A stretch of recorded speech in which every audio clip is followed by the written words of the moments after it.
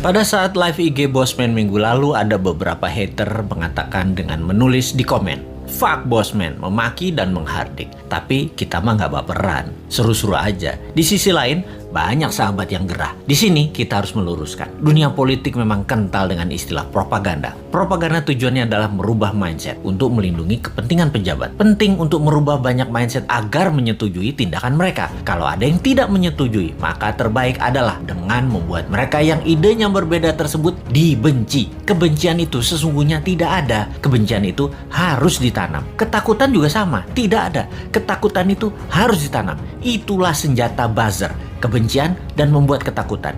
Itulah tugas pelaksana propaganda yang dalam hal ini adalah mereka-mereka yang menamakan dirinya buzzer rupiah, yaitu mereka yang dibayar oleh pejabat untuk menyerang musuh-musuh politiknya. Tugas utama buzzer sekali lagi adalah mendengungkan kejelekan orang yang mengkritik tanpa solusi, tanpa niat memperbaiki. Sementara kaum Newmind jelas niatnya memperbaiki bangsa yang utama. Gayanya nyeleneh, tujuannya untuk mendapat perhatian. Sekali lagi, nyeleneh, lucu, koplak, tajam kalimatnya, tujuannya satu, agar dapat perhatian. Tapi kalau mental pejabatnya tipis, ketakutan, insecure karena jabatannya takut hilang, telinga tipis, emosi tak bisa jaga dan tidak dewasa, kritik segar bersolusi dikirimkan para Newminder, bikin hidup pejabat gelisah dan sengsara. Makanya panik mereka, ditugaskanlah pasukan buzzer yang jumlahnya 20 ribuan untuk menjadi pelindungnya. Begitulah kalau pejabat terdiri dari orang-orang yang tidak beriman, berlindungnya pakai buzzer, bukan pada Allah. Menanamkan kebencian itu program mematikan lawan politik. Ada sih sebenarnya dalam buku putih propaganda yang banyak diajarkan di akademi-akademi militer. Newmind itu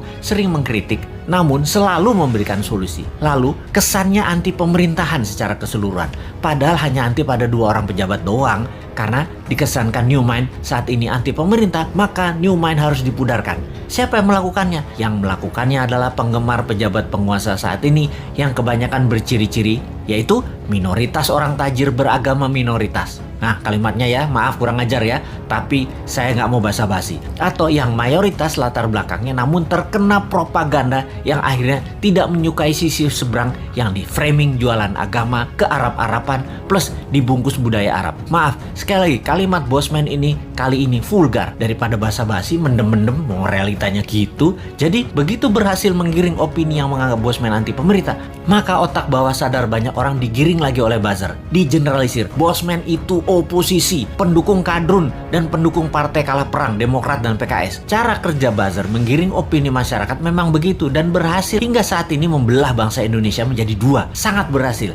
Namun efeknya sekali lagi membuat bangsa ini terus aja banyak konflik. Kalau Bosman mengajak diskusi yang beda pemahaman bernegara, tidak membuat belah negara ini jadi 2. Old mind, new mind, tidak membelah rakyat di bawah, tetapi menjelaskan adanya otot pengetahuan lain atau muscle knowledge yang itu akan menambah dewasa banyak pihak. Sehubungan dengan old mind versus new mind dalam konsep bernegara, Bosman mengatakan berkali-kali, new mind adalah siapa saja yang menganut MMT ekonominya, nasionalis patriotis, tidak tergantung asing bernegaranya, pro-life, mendukung sustainability lingkungan dan membuat Indonesia menjadi negara superpower di ulang tahun kemerdekaan Indonesia yang ke-100 yaitu tahun 2045. Mereka adalah para new minder. Fenomena ini, incumbent dan oposisi, keduanya pernah menjabat 20 tahun terakhir. Terbukti tidak membawa Indonesia menjadi negara superpower. Makanya new mind bertanya, 24 tahun ke depan masih mau sama mereka lagi pola pikir dan pola tindaknya, atau mau main baru pakai bernegaranya ala new mind? Inilah demokrasi. Kalau kalah new mind legowo juga, nggak muring-muring ngacak-ngacak demo-demo, nggak baper, basi itu mah. Buktikan saja di dalam kehidupan keseharian new mind. Kalau ternyata kaum new mind lebih makmur, lebih sehat, lebih bahagia, ya monggo diadopsi secara nasional. Kita mah asik-asik aja. Jadi